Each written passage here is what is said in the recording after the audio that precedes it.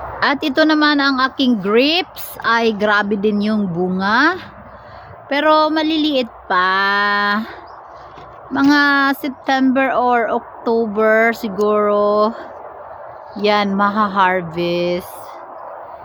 Yan, ay grabe naman talaga kung mamunga ang aking mga tanim. Sus, pagkadaming bunga ng grapes. Maliliit ito na grain.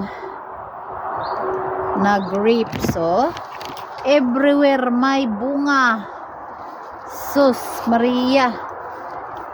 Kaya sulit-sulit ang pagtatanim. Oh, ay very sulit ang pagtanim dahil ang dami-daming bunga. Oh, pag naghinog na yung mga yan. Sus, kadaming bunga, oh. Yun, nako.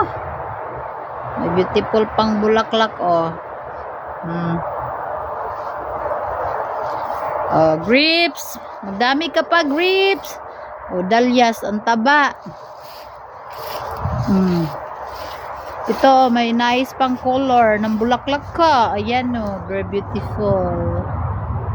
Ito naman siya, oh, diba? Ang ganda, oh. Andun yung grapes.